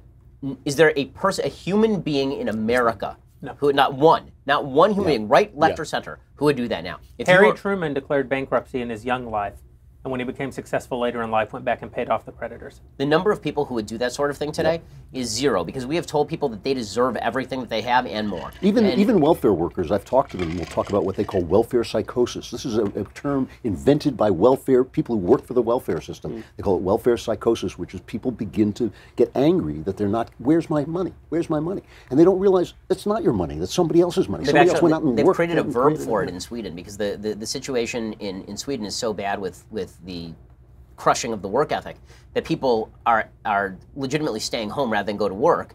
And they've created like an actual verb that's based on the name of the agency that pays the money. It slips my mind right now, but it's a really serious issue. And this is why I think you're seeing this upsurge in interest in people like Jordan Peterson, because what Jordan really is doing, what Jordan's big thing is, when you put aside all the mythology and all of the kind of the intellectual stuff, what Jordan really is doing is he's saying to young men particularly that you have to go out and adventure, right? He's saying go out and cultivate. That's really his main message. His message is go out and cultivate. Young men are hungry for this message, and the left is giving them the message that you cannot succeed no matter what you do, that the world is stacked against you. That's an uninspiring, boring message. And so the left wants to talk about government programs all day. And if we talk about government programs, the left will win all day, because the left will always out-government program us. Yeah, that's a really good point. But what we have to start talking about is what you can do on your own in a free society is going to be better for you and better for society than anything government can possibly do for you if you toughen up, if you strengthen up. Tough love is a good thing, and it's a good pitch. It actually is a good pitch. This is the thing that makes me so sad sometimes when I go to colleges and I talk to people, and I'll talk to a 19-year-old guy who's, because now the new generation is so much taller than we are, right? So you're talking to a guy up there, you're looking at, he's 6'4", he's ripped, he's a gym rat, and he's talking about a microaggression. You say, dude, a microaggression, first of all, micro means it's so small you can't see it. You got to be looking for it. You need a special tool. I mean, your cowboy boot should be crushing that thing under as you go on to build whatever it is you were made to build. And that is a sad We've message. lost our swagger. When you can talk a man into worrying, I'm not even speaking for women, when you can talk a man into worrying about a microaggression, you have taken away his manhood. Well, this is why I think that, you remember in 2008, Obama's campaign slogan was "Yes, we can," right? The CC stuff. And the fact is that the American message was never really "Yes, we can." It was always "Yes, you can." If you're left alone, you can go out and you can succeed. And that was the biblical message too. I mean, it literally is the first command given to Abraham: is get up from your home, go to a place that I will show you. You're not going to know what the hell's going on. You're not going to know what. And the first thing that happens when he gets to the land of Israel is there's a giant famine, and he has to travel away from the land of Israel, right? So this idea that you are guaranteed a certain level of security, or you should be guaranteed a level of security. What you are guaranteed is an adventure. When you're born, you're guaranteed an adventure. And it is a choose-your-own adventure. You get to determine which direction this adventure is going to go. And that can be really scary. It can also be deeply inspiring, which is why, again, I think that the ideals of the Western, if you were to pick one era of American manhood that matters, and you were to say, this is my image of America, like, we all have the same images of America from Iwo Jima and our soldiers and all that, but the image of the American to me is still a cowboy on horseback who's wandering off into the unexplored vistas, trying to bring civilization to a place that doesn't have it. What the hell's wrong with that? Why isn't that a great pitch? Why isn't that a pitch we can make to people? Are we just so secure and we're so attached to the comfort food and so attached to our things and so attached to not moving anywhere? Well, I think historically what happened, and it's a good thing, and it speaks so well of our country, that there was a coming to conscience about how we had treated black people in this country. Well, no question. And there was a uprising of shame, an uprising of self-awareness, and we said, now this has got to change. And that was a moment where the left got in a lot of good stuff, and so they won't let it die. And the thing is, it's gone. You can live your entire life and never face racism except in a personal way. You might meet a racist. You might meet somebody who hates you. So what? I mean, anti-Semites on a fairly regular basis. I meet people who hate me all the Exactly. And has it broken him? No. Look, I had a conversation with the only mentor I've ever had in life where I said to him, I never really came up against any anti-Semitism in my life until I was older and met a couple of but I never really met. And he said, well, didn't you come across the WASP who looked down on you? And I cracked up and I said, if I did, I wouldn't have noticed. I would not have noticed some clown looking down at me. What the hell was he thinking? Well, this is the difference between, the left said we need to extend the opportunities of America and the wealth of America and the benefits of America to wider and wider groups, and that's true. But what they didn't say is we need to extend the adventure of America to these groups. We said because that's how you do it. Because they were deprived of that adventure. Because they were deprived of that adventure, we're not going to grant that opportunity to adventure. Instead, we are going to grant just the benefits. I'm going to grant the opportunity to adventure to some of our actual subscribers. Oh, yes. who paid to give us this. And asking who went out is an adventure. Elisha, Yeah, that remark that Ben had about Star Trek is very applicable to some of our subscribers. And if you're wondering, oh, how do I ask the God King and all the guys over there some questions? Don't forget that you can head over to dailywire.com to subscribe and ask your questions in our chat box. Evan wants to know, to the God King, with conservatives being based in logic and liberals based on emotion, are we going to have the same results of that Vulcan-Romulan war? Is Trump our own Surak? And if logic does win, do we make leftists go through the Kolinar? Am I saying that right? Sorry, I'm not a Trekkie, more of a Star Wars fan. Or do they get their own planet? This is, you have taken this to a level of nerddom. You're welcome. It's not that I can't go there. It's just that it really, it touches on a real piece of disappointment for me, which is that they never actually circled back and figured out if that Romulan chick was Tasha Yar. Like they dealt with it a little bit, like maybe it's Tasha Yar's daughter, granddaughter, or something. It's like they set up the biggest question in the entire Next Generation, then they just let it go. Oh yeah, nobody cares about that. We care. Beyond that, I'm not going to answer that question. What's next? I was impressed with what you offered. Can I introduce one thing, the one thing about Star Trek that I know that is really important? You do know it's based on the Hornblower novels, which, if you haven't read the Hornblower novels, are the greatest adventure novels ever. Have you? Oh, really? Them? No, I've never read them. Oh, my God. You would love if you start reading the Hornblower novels, we won't see you again. You will be like, whatever happened to Ben? They're like, Knowles will be happy. No, you'll love them to death. They're so great. Okay, I'll check those out. You've made me a bunch of fiction recommendations in the past 48 hours. I bought some of them already, so that's the next on the list. I would also second that. They're really great books, and I think that you can get them on your Kindle for free because of the way that copyright laws work. They're so old that you don't even have to pay for them anymore. So check that out, Ben. Some of Andrew Klavan's early work is also available. On parchment. Harsh. Ouch. This question comes from subscriber James, who wants to know, Ben, assuming Trump keeps on this similar trajectory to his first 2 years, are you planning to vote for Trump in 2020? Yeah, it'd be hard not to vote for him if he continues on similar trajectory. And I've said this before. I had three chief concerns with President Trump when he was candidate Trump. One is that he would not govern conservative because he had said a bunch of crap all over the place. There was no guarantee of where he was going to be. Yep. That has been alleviated. He's governed extraordinarily conservatively. Problem number two I had with him is that he was going to soul-suck the Republican Party and drive them to embrace positions and ideas that I found abominable.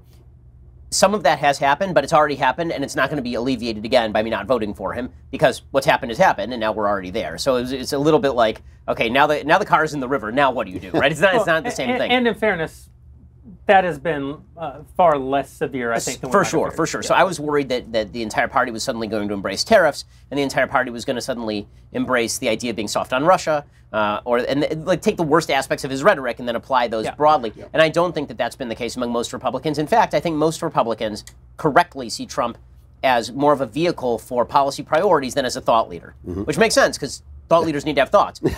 So that always, really, especially polls of young people show that this is not how young people think. So that's been alleviated. And then concern number three is the one that's still very much on the table, and that is the toxification of the Republican brand by President Trump with growing demographic groups in the United States. It's obviously true with women.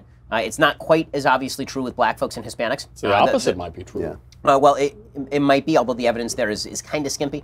But at the very least, it's not really. The question is it deepening damage that already existed with those groups? Maybe, maybe not. With women, it certainly is, and with young people. Young people do not like President Trump. I mean, this is just a fact. Like, millennial generation folks are not fans of President Trump. Every poll of millennials ever shows that Trump runs very, very poorly among millennials. Again, the question is the damage already done? And the answer there is kind of yes. I mean, he's president of the United States. If I withhold my vote, I don't understand how that's actually changing that, especially when I'm standing out here critiquing all the same stuff that other millennials are critiquing, right? I'm sitting here saying it's actually bad when he says that women are horse faces. It's kind of bad when guys shtup porn stars while they're married. It's gross and yucky. And I've said before, he treats women like garbage because he does treat women like garbage. Like, we all know this. This is not a big shock. But is any of that, so the calculus has changed. I'm always happy to change my actions based on the evidence that has changed, and several pieces of evidence has changed. His governance has changed, and there's a difference between him being a candidate and doing stuff and being president, and that stuff now being set in stone, and the ground itself has changed. The ground itself has shifted. So I'd be surprised. He'd have to do some more egregious stuff. for me to consider not voting for him And just, in to, 2020? just to answer your question, what do you do once the car is in the water? You go home and change your clothes to establish an alibi. Then 8 hours later, just to throw that in. call. This question comes from Zachary. He wants to know, Michael, he's seriously considering converting to Catholicism, and he's currently a Southern Baptist. It sounds like he probably wants to dance and drink. That's why he's considering. that was going to be my pitch. So, Was that my out loud voice? Sorry. He said that he's currently a Southern Baptist, and he has gotten a lot of pushback from his family. Do you have any advice about how he should deal with this? Well, you can only believe what you believe. You can't, I don't think that you should do it just for the booze and the cigar. You know, Chesterton said the Catholic Church is a thick steak, a glass of red wine, and a good cigar, which I was already there. I had two-thirds through that. I was and an already Inquisition there. now. And an Inquisition every 9 or 10. So you can only do what you believe. I don't think that you should join a church for social aspects, and I don't think you should stay in a church because your family wants you to stay in that church. You have to believe what you believe. Obviously, I'm Catholic. I'm with the Catholic Church. I believe in Catholic theology, absolutely. How you doing, Pope Francis? There. Well, you know, it's important. With a It's important, you know, to demonstrate when the Pope is fallible, so that we know that he's only infallible sometimes. You know? So I think you should do that. You know, I've read a lot of different Christian theologians, Protestants, evangelical theologians, a lot of Catholics. I fell down on the Catholic side. I think you should follow that. The one recommendation I will make, if you do want to become a Catholic, is because the Catholic Church has been around forever, you know, for 2,000 years, they have a resource called Catholic Answers, and they answer like every single question you could I mean, they can say, what should I have for breakfast on Tuesday morning? It will be there. And I encourage you to do it. You know what side that I fell down on, but I wouldn't just do it for a social reason, and I wouldn't stay in a church for a social reason. Now, Jeremy, why shouldn't this person become a Catholic? Because he'll burn him at the stake, I think. Is it? Well, the religion of the God King is a complicated matter. It's a complicated bit of theology. Yeah. Why should they not become a Catholic? Yeah, this is good. As the Jew, I like if you're gonna have like internecine warfare, like just go want for to it, kill man. each other. I'm sitting over here. Right. Let them I fight. largely agree with what Michael just said, especially the part about you have to believe what you believe. A person can't. I don't believe in converting exactly because I don't really believe in religious institutionalism. That's why I'm not Catholic. Right. You know, I think God doesn't exist within an institution. I don't think that God created in a Christian institution. I think that part of the moving from the Old Testament to the New Testament is sort of that God creates an institution to teach man something about himself in the Old Testament, and then he frees him from that institution to teach man something about God in the New Testament. That divide, to me, is one that the Catholic Church has missed. The Catholic Church says it's the institution. Yeah. Right. For that reason, though, I would not tell someone who believes in Catholicism that they should, you know, there's a line in the New Testament that says... That's the sequel, right? Yeah. Part 2. Part 2, Electric Boogaloo. Like Godfather Jews. There's a concept in the New Testament, though, that someone can't live according to your view of freedom, your view of gospel freedom. That to cause someone else to do so would be to cause them to stumble. That you're supposed to favor the weaker brother, and it doesn't mean it in terms of physical strength. It's a theological concept. Like you may believe that you have freedom from certain legal restrictions. You may want other people to participate in that freedom, but the worst thing that you can do is set an example, a behavioral example that causes them to act against their own religious conviction or against their own conscience to sort of satisfy your view of freedom when they don't personally have it, because then you haven't freed them from anything. You've just caused them to move into what they view as sin. In other words, you've caused them to betray. Yeah, exactly. Right. So to that end, I would think that if a person identifies with Catholic theology, I'd have fun arguing the theological points with them, but I wouldn't want them to give some sort of weird lip service to my beliefs or to come to my church or to act outside of their own view of what God requires of them.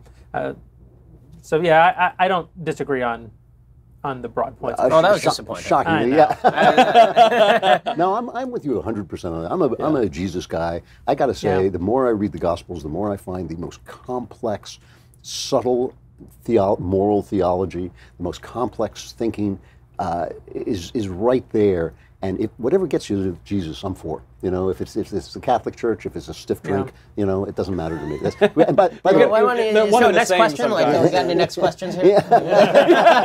Just gonna slowly back away like Homer Simpson into the bush here. Sean Spicer. Yeah, but if you want a better answer about why a person shouldn't be Catholic, because I don't want them to go to hell. I would just feel terrible. Oh yeah, I forgot that. consider that. Oh, wow. Well, I think that's the only time I've seen Ben sit over there and twiddle his thumbs. But moving along, Nick wants to know, would any of you guys support a primary challenge of President Trump in 2020? Nope. Not now. Nope. Not sitting here in October of 2018. The problem with questions like this is, I think, is that they require us to put ourselves into a future that doesn't yet exist. Yeah, I mean, right. If there's a tape of him, like, whipping a black guy while shouting the N-word, then yes. Right? I mean, his new book is The Art of Mein Kampf. Right, exactly. Like there are situations, like, really, if you were caught on tape saying the N-word in like, the way that racists say the N-word. Like, if you were Hillary Clinton's mentor, Senator Byrd. Correct. You know, then it would be an But issue. yeah, I mean, but here's been my view of the primarying effort. This is really since, like, literally the day of the election.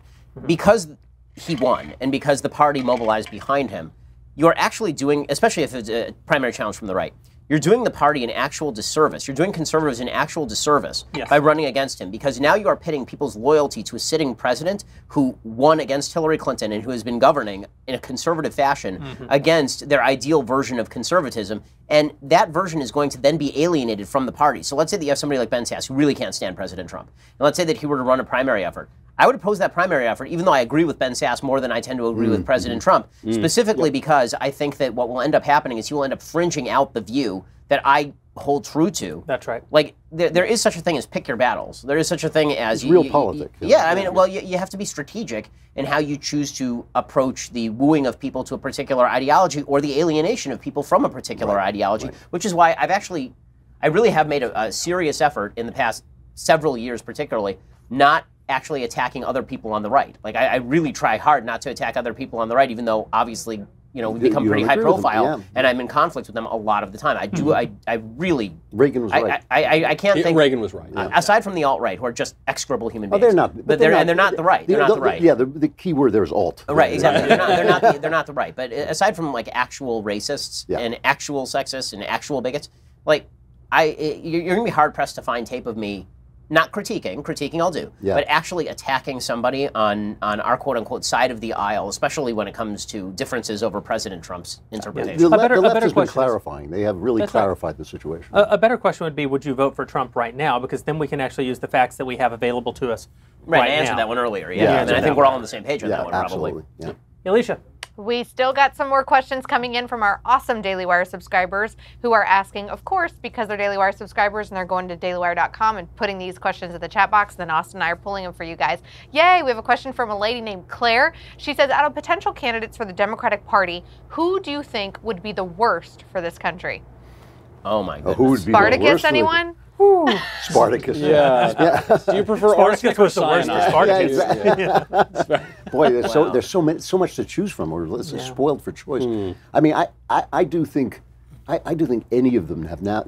Certainly, people like Elizabeth Warren have been so radicalized. What they're actually talking about is so bad and so anti-American. And you know, I hate to use that phrase because that was in the old days. That was what the right would fling at anybody who didn't, you know, who had any kind of liberalizing ideas at all. But they have actually become anti-American. If the American idea is to preserve the individual rights to life, liberty, and the pursuit of happiness, they are no longer on that page. They have devolved. You know, I was just reading, you know, in psychology, the idea of the individual is the rare idea. It is, in most societies, it is groupthink. That is what the left, it is hilarious that they call themselves progressive when they are regressing from the one original idea people have had about politics. And just about all of them now ascribe to that. You know, although I will say, I think that Kamala Harris is more dangerous than Elizabeth Warren. Why? And the reason that I say that is because Elizabeth Warren obviously cannot play the identity politics card in the same way that Kamala Harris can. What are you talking about? She's an engine. I know. But I think one of the things that honestly, the worst thing about President Obama was not even his governance, which was just piss poor. It was the fact that he pitted ethnic groups against one another for political purposes. And Warren can't credibly do that. Bernie Sanders can't credibly do that. They can pursue bad economic policy, which is fixable, because bad economic policy tends to be somewhat self-correcting in the sense that it collapses and then you get Reagan. Right. But what cannot be fixed is the continuing racial and ethnic divide based on identity politics that is being promulgated by a certain wing of the Democratic Party, and that's being led by Cory Booker and Kamala Harris in that party. And Harris, I agree with you. Harris is the bigger danger because Booker is so cynical. He's a goof. He's also goofy. And he's a ridiculous. goof. But you remember in 2012, he was defending Mitt Romney. He was defending Wall Street. He was the moderate guy. Then he realized his only path was to pivot and become hysterical Spartacus. What's amazing is that he actually, of all the candidates, he's the most like Hillary Clinton. He's so mechanical that's exactly that you right. can actually see the gears turning every step of the way. Yeah. And that's what makes him so amusing. Is when, like, he's the only person who would say out loud, "This is my Spartacus moment." Just for you reporters, this The is quiet my- place. You said the quiet thing out loud. Right, exactly. He's just reading from the teleprompter the stage directions. Cory Booker, exit stage right. But I think that Harris is the most dangerous person to be president. I'm not sure that she's the most dangerous candidate to be Trump. I think that Trump could. Really? Yeah, because I think that she is off-putting, and I think that she is strident in a way that even Warren is not. Yeah. I think that the most dangerous candidate to beat Trump, I thought, was Warren until she did what she did this week. Like, really, I thought that she was. She's because, over, I think. because I thought that I don't know. no, there's no such thing as over. I mean, John Kerry's talking about running again. There's no such thing as over. And let's not forget, Gore. and let's not forget that at approximately this point in 2014, Donald Trump was looking for a birth certificate. Right, exactly. I don't think there's an can't over really for her, tell, but I will say that I had a higher opinion of her political acumen a week and a half ago than I do now. Yeah. And so I figured, okay, she's smart and she knows what she's doing, and now she's proved that she's smart, but she certainly does not know what she's doing. And that's kind of a shocker. What do you think of this Beto phenomenon that's going on in Texas? No, I think they will find somebody who is like a Beto, but I think once Beto loses to Cruz, he loses that luster. I think it's pronounced when you beta, lose- by the when way. you lose, you lose. I think it's Right. pronounced beta. I agree with this. They will find somebody else to glom onto as the new fresh face. Also, again, Beto's masquerading as a Hispanic with this Beto nonsense, right? So at a certain point, it was going to come out that he is, again, whiter than He's also this napkin. He's right masquerading here. as a fresh face. He's been in Congress for a long time. I mean, he's not some newcomer. Right, and there are a bunch of people that they're going to try and hold this up for. They're going to try and do it for Julian Castro. And they're going to try and he doesn't fill a hole for them the same way that Obama really filled a hole for Democrats in 2007, 2008. Yeah. But young, fresh face. Who would be the best Democrat for the country of the people who are currently circling? Avenatti, because he's impossible. Because he's a clown, and so the reaction to the So clown. he wouldn't be able to do anything? No, I mean, if Yeah. one of them could achieve the office, which one's the best for the country? Um, Or is that what you're saying? Booker, I think, right? Because he's the goofiest and the most cynical and... you're saying if you looked at their platforms and their ideas, who would be, and they could actually achieve those platforms. But and which ideas? platform? Yeah. I mean, they change these things. You know. I think there's a case to be made for Biden. I think there's a good case for Biden. There's a case to be made because at least Biden still has sort of a pathological attachment to the country. Yep.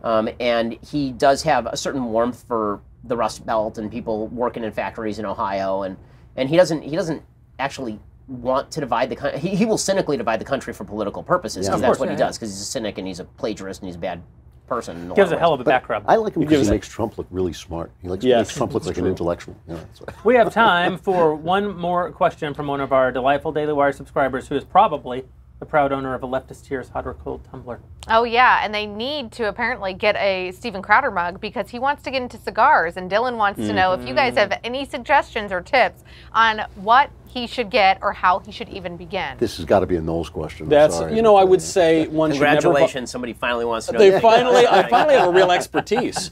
I would never suggest violating the law. They say that those cigars from Cuba are pretty good.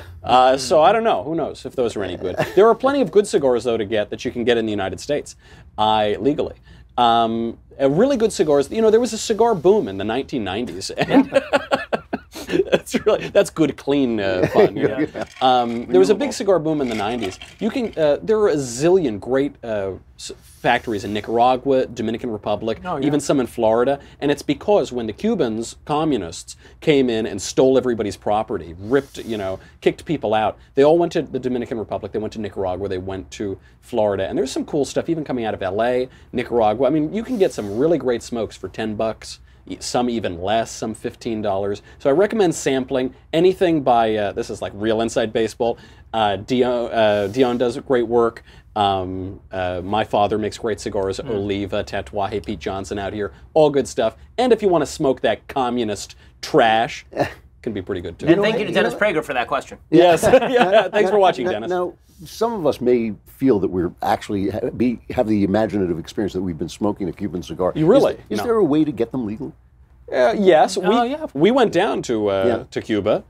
We took a little trip when it was possible to do that. Now it's a little harder to do that, I think. Miss Obama, It's like thanks, Obama. That's the only time I've earnestly said thanks, Obama.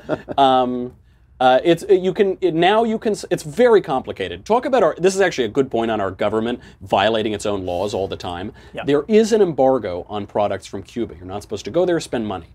The executive branch just changes the rules all the time, and it has for decades. Yeah. So now, it used to be the case, if you were on the streets of Europe and you were smoking a Cuban, a diplomat could gun you down, arrest you, you weren't you could accidentally die during an interrogation. in the embassy, that's Something like that. Something like that. But you can, if you travel abroad, you got a suitcase, you can smoke Cuban cigars there, and, it's pretty nice. You might accidentally leave. You might accidentally try. Look, our country was. The history of cigars and the history of this country are intertwined. True. When Columbus made it here, he saw all the natives smoking cigars. It was one of the great gifts to humanity. And every king died of mouth cancer after that. That's right. Every English king died of cancer. Yeah. Popes did it. Yeah. Nasal cavity is destroyed. Absolutely. Yeah. Was this a good enough PSA for tobacco? That was incredibly boring. How was your smoke? Is that? It's clean. It's clean. It's clean. Those are Cuban bubbles. Only the good die young, Ben. Only the good die young.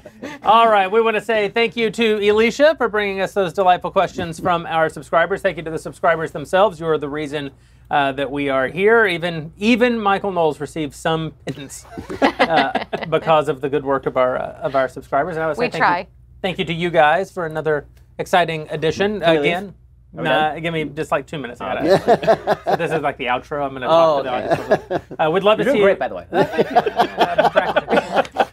I'd love to see you at Politicon. If you're in LA this weekend, go to politicon.com. Click on tickets, put in the promo code DailyWire. We're going to be, the whole panel will be there. Elisha will be there. We'll have a lot of fun taking questions from you. And that's all. You're going real good there. You interrupted me, and then you interrupted me again. I'm not a professional. Can we get a redo? I dozed off. Are we still on the air? And we're out.